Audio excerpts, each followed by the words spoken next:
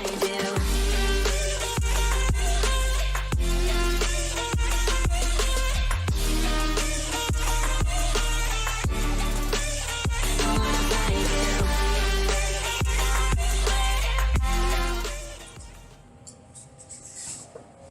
everyone, welcome to Pit Talk, the D3eSports Cup post-race show. We just had some exciting races wrap up. We're excited to discuss the outcomes. With me, I have Ian Dawson and Simon Dawson from Dawson Racing. Hey guys.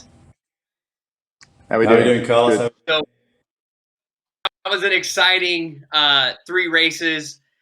We had things kind of get shaken up in the last 2. We applied some learnings.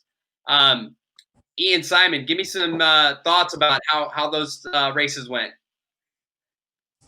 Well, absolutely. Well, first, I just want to say thank you to all of you guys and everyone behind the scenes as well to make this happen. This was dreamed up quite a few years ago, and it was quite emotional seeing all that happen. I'm glad I wasn't in your guys' seat because a lot was going on in my brain and in the heart, right? So it was super cool. I think great job to all the racers as well, and I think what's super cool as well is that we know a lot of these drivers from old. I won't say too old, but we've known for a while between all of us. So it was great to see everybody on track, having fun. Just to echo what you were saying, Ian, as well, I think it was great from race 1 to 2 to 3 to just see the pack kind of bunch up, more people get on. I know we lost a couple of people to just, Xboxes not arriving on the doorstep quick enough and things like that. But no, it was brilliant. And I think, you guys mentioned it as well earlier. I think there's some people sitting in this competition. Some have full rigs and some are sitting there with an Xbox controller. So, it's super cool that barrier of entry is low. And I think it's great as well that PCs can take on, the Forza Motorsport 7 platform as well, like we've been doing here with Zotac and all of our sims. So for those drivers that kind of missed this, we look forward to seeing you next week. And for those guys that participated, mega, love it. It was pretty cool to be here in the hub of it as well, the race shop, and having our one of our technicians in. We had to turn one off in the end because the hamster wasn't pedaling enough, but all is good. We didn't affect it all. Yeah, great stuff. Ian, anything to add to that? Obviously, we saw a lot, but what was kind of your biggest takeaways? Well, as I've said, I mean, I think Simon, but we started this thinking a couple of years ago about how we could go into esports in an educational platform, and a lot of it was originally driven by our partnership with Hasbro, and not just as a toy brand but as a communications company, and how we could actually get the message across with people who could really connect with something real. And I think from that point of view, I'm more than happy. I mean, Simon, for one, he's put, when we decided to do this, he's probably spent at least 14 months of his life just working away, getting this thing and understanding it, and has an unbelievable understanding about what the clients need. And that's, I think, fantastic to be a part of. So yeah, we can only go onwards and upwards, and I hope that everybody who's watching understands the little bit of a different mechanism we've done here to try and reach a different market. And like anything innovation wise, which tends to be in my end, also has a bit of risk. So I think the first part of the innovation worked off. So thanks for everybody's help. I think just to echo that as well is just to echo that. Sorry, Carlos, is just to say that I think with the feature of this about the companies as well and the people that represent them, and also the people that are passionate to be involved with those brands, is really the big thing that I think just from these first 3 races, that's the goal with these 5 weeks or 4 weeks up to the final week, is to really educate of these brands, what they do and why they're the way they are. And if that's week 1, I'm looking forward to the rest. Big time, mega. Absolutely. I think, and we've talked a lot about the partner STEM.org. and how education is really the forefront of what we want to deliver. Kind of going into a little bit of history. STEM is about science, technology, engineering, and mathematics. But the E in that for engineering really stands out because Ian, you started racing, with an engineering perspective, right? So take us a little bit of history around how you went from studying engineering to now being into racing and how that transition happened for you. Uh, yeah, I mean, as you say, thanks. I mean, it was a long time ago, but yeah, I, I was probably a classic at the time. I mean, I was in an engineering apprenticeship in 1970, which I was learning to be a designer, and I had a placement choice for different companies, much the same as what I see. Perhaps not as good today as it was back then. And I picked a racing car company because I just thought it was, it could offer me a lot of different platforms. And I was only there about a week. And the owner said, "Oh, I see you can do this, this, this, this. Have you ever thought of going to a race?" And I said, "Well, no, not really. I've never been to one." He said, "Well, do you want to go?" And I said, "Yeah, I'll do that."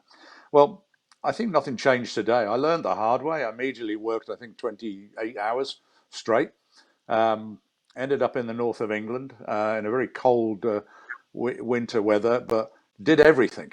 I mean, reasonably good with your hands. You could think quick.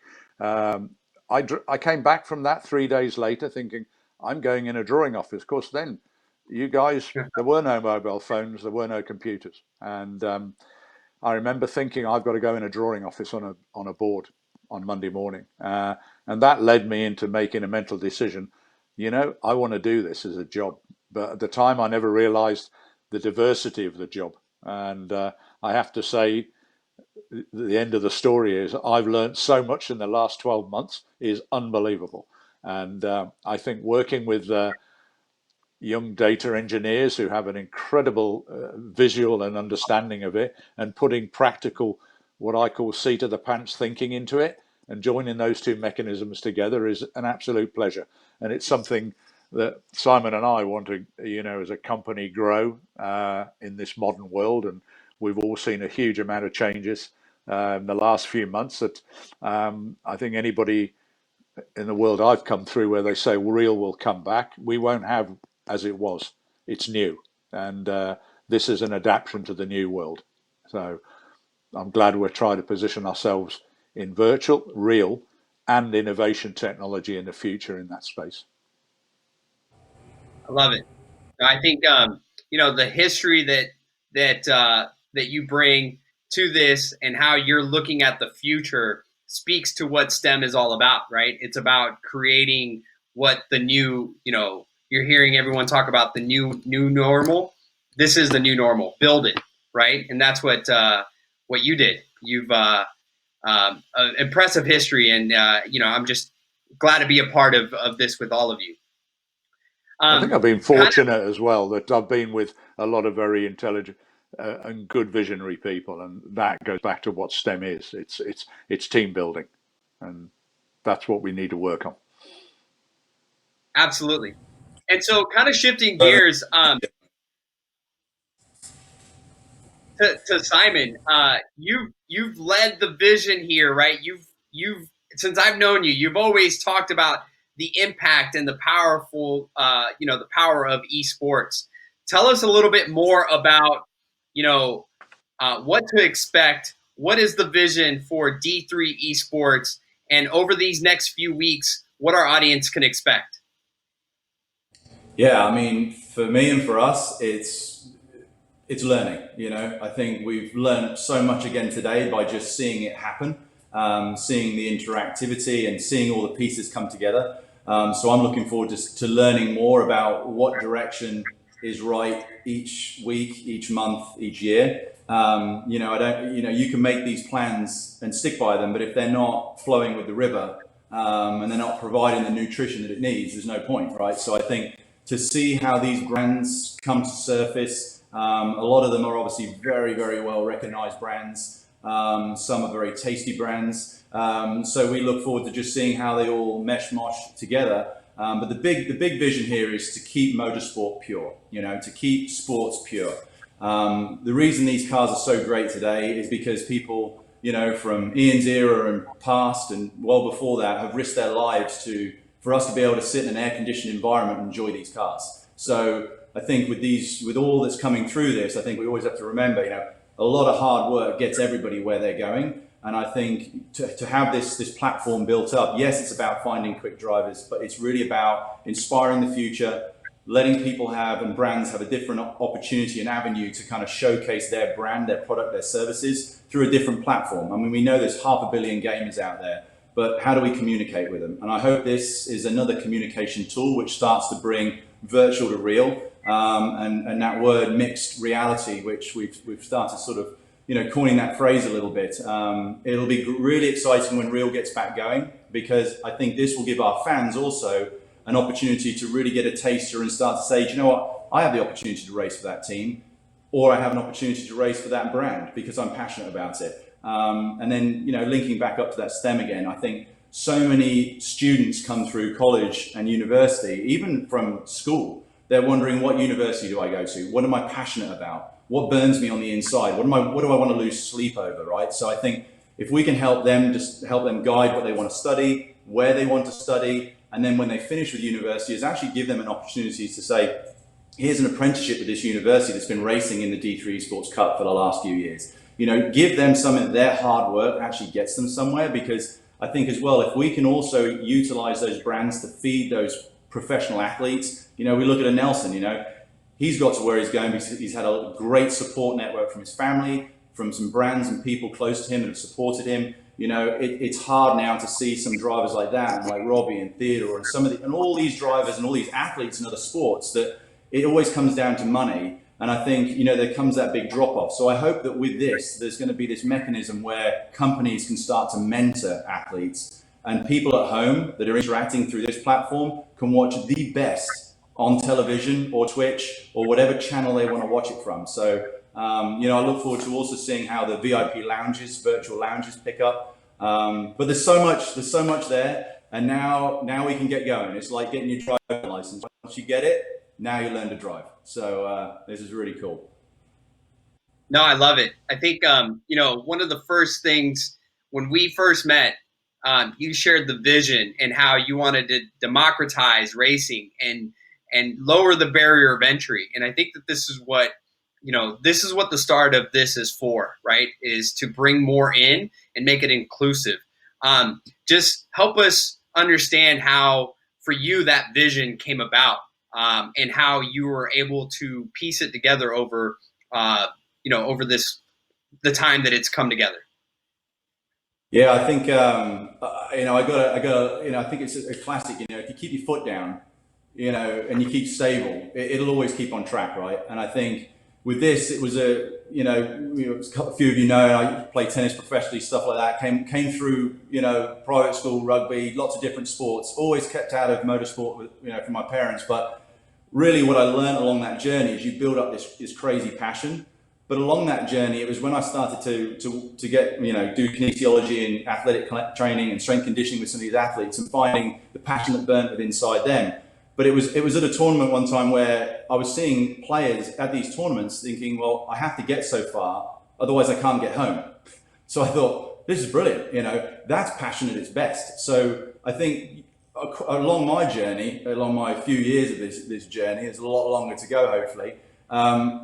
This just keeps building my passion. I grew up seeing my dad come back, where'd you go? And he's, just Japan, here, there. Oh, okay, cool, yeah. And you kind of go, well, that's interesting. And as you then can start, like TV started picking up, you could watch this stuff a little bit more. But then when I started sitting in some of the driver meetings and crew meetings and watching it on race, watching it on the TV, watching it in the VIP lounges, like Ian said, the spectrum of people you meet, it's just unbelievable. And I just wanted to create a platform that has tentacles, can just go in many different directions. And I think let's just see where it goes, But the passion definitely built up from hard work, and then also finding that a lot of athletes around the world put everything into stuff, and so too in businesses. And there's always something that they just can't quite join the connect to get to the next bit. So hopefully this is just something, just another platform that makes it a little bit clearer without the clutter. And I think some of these brands will actually show that brand association clears you through the clutter, and also having some of the best people in the world in a nice platform and a nice group that can help them all. So yeah, let's grow the future generations. I love it. I think, as I've got to know both of you, really understanding, the values, the principles that really has brought together Dawson Racing, and then how you're connecting those dots with your partners and, the people that you associate yourself with. We've given them a lot of shout outs, but just to hear from your voices, talk about the partners and, kind of what to expect as this unravels over the next few weeks. Yeah, I mean, just on that as well, I think with STEM, this is really about education of brands, education. So I think to see how that grows, obviously the two lads that are in the cars, the STEM team, fresh out of university, big basis with SAE through university. I think those stories will come out. I think when we feature those later on, it'd be brilliant. And then we'll start looking through, the Transformer car. Obviously, we know that's part of a big real racing program, and now great to be part of the virtual to bridge that gap and really bring the families together. I think Zotac's a great partner because they really, with us all being at home now, we might as well have one PC that we can work from and play from. So, something for all. The America brand, that group's been a partner of ours and friends of ours for years. Some of their brands have featured on our cars over the past.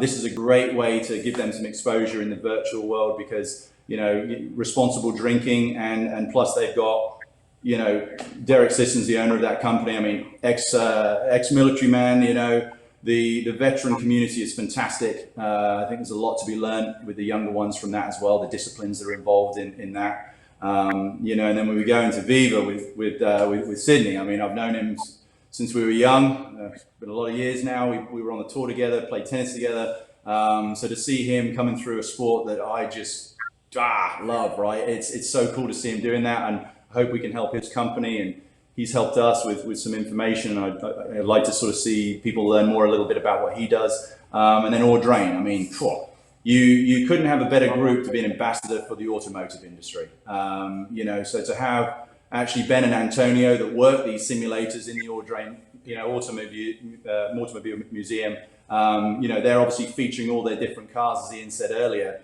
on their sims. Hey, why don't you come and drive the car that's in the museum? So to have them actually driving in this as well, with David and Donald, leading the ship there, that's going to be super exciting. And obviously the black and gold car, that's a little bit of a nibble from, Ian's F1 days with Lotus Formula One.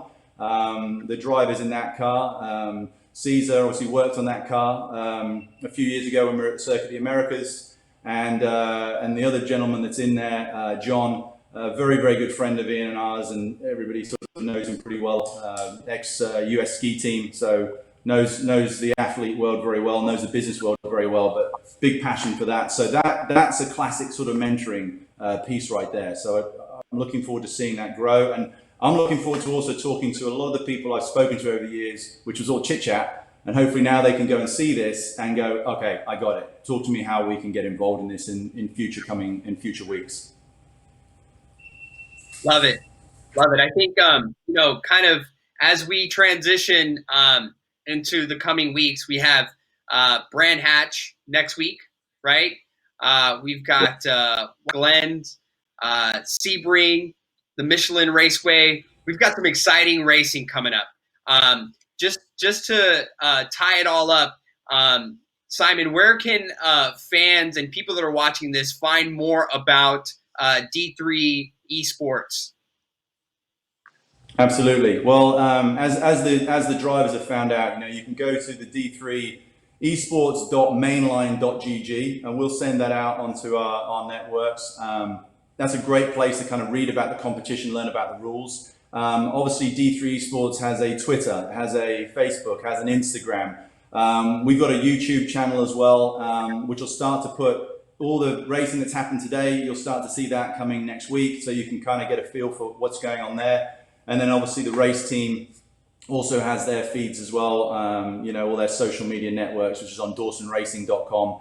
And you can get to all the virtual stuff as well, because obviously the real team is, you know, through these doors, there's a lot of stuff parked at the moment. So it's been a tough journey for us and a tough journey for everybody else as well. So, you know, we look forward to all your support, and hopefully now this puts a bit of positive back into the world, because boy, it needs it. So, you know, I think, you know, this is really good, because we all want our children and to look up to this and go, what a period. Where could you imagine us sitting at home in a box? Someone would be losing it. So I think this is something that hopefully these younger ones sitting at home can kind of go, hey, here's a new way of looking at it, and hopefully it fits with them as well. So yeah, you can see us on all those social media platforms. Awesome. Well, Simon, Ian, it's been a pleasure. I'll ask any parting words to kind of wrap this up.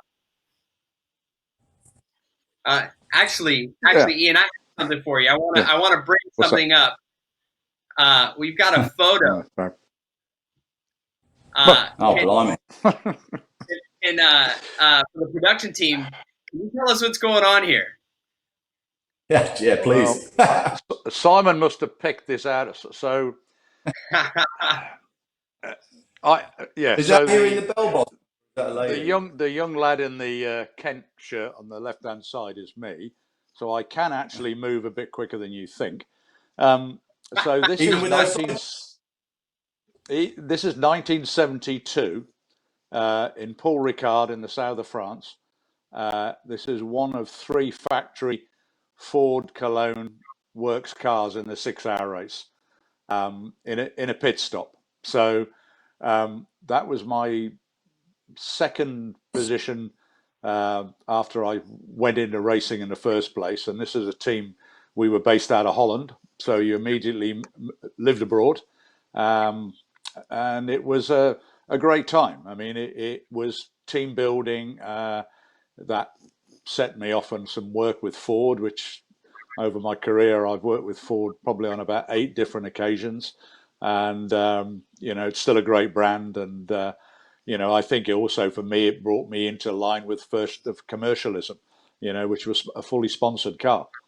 And, you know, that took me up. So I think, you know, the business, as you know, for me, there's many areas. It's innovation is a big thing for me in today, and we'll be touching on something of that later on, and that is how you bring companies, innovation partners into our business who can really get value of being involved in it. And but yes, so still here, still kicking, just slightly less hair.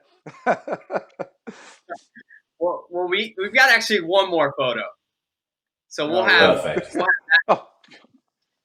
Now this is a slightly younger Ian, I'd say, right?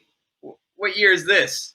Oh, where are we now? So this is 1975 at the launch of the Lotus 75 of the Lotus 77 Formula One team, and this is at Hethel in England. This is Lotus's test track, and so I ran Mario Andretti at the time.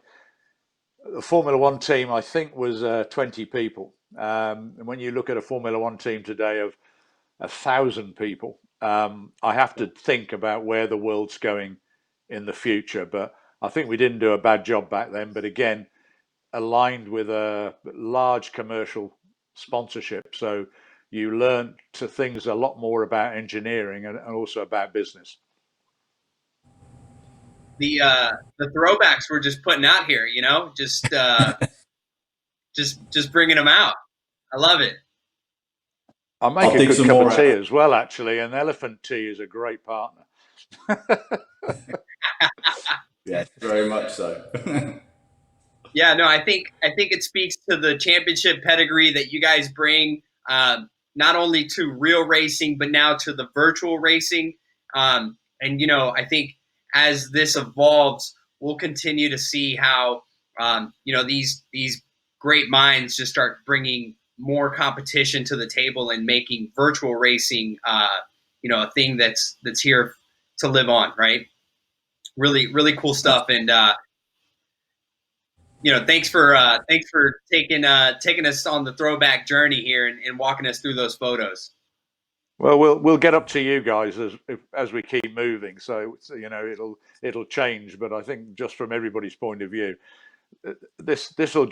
we're just putting a little bit of depth into this and about how we see the world working, and it's not just engineering. I think, as I mentioned earlier on in the program, I think we work with a great PR group in Burns and Barbara, who is, as well as old school, is technically extremely advanced.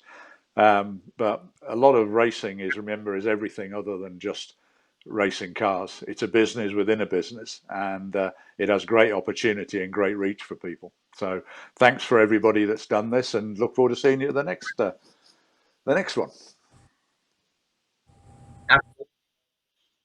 Simon, anything? Thank you so much. I was just going to say, Carlos, thank you so much as well, because I know you've got some. It's been a great thing, and I look forward to seeing the guests that you've got coming on coming weeks. And just wanted to say, from all of our side of things, thank you so much to Mainline and all the sponsors, and also Burns Group. I mean, Barbara, Amy, Dan, nailed. This is true teamwork here, and look forward to seeing this keep growing. But thank you, great job, Ian, great job, Carlos, as well. Right. Thank you guys Thank you very both. much. Thanks, Steve. Most importantly, thank you to our fans for tuning in. Really hope you enjoyed it. But most importantly, can't wait to catch you next time. So next Sunday, make sure to tune in at 1 p.m. Central as we're going to do this again, and we'll be definitely putting out some more content and leading up to that. So thank you all, and we'll catch you next time.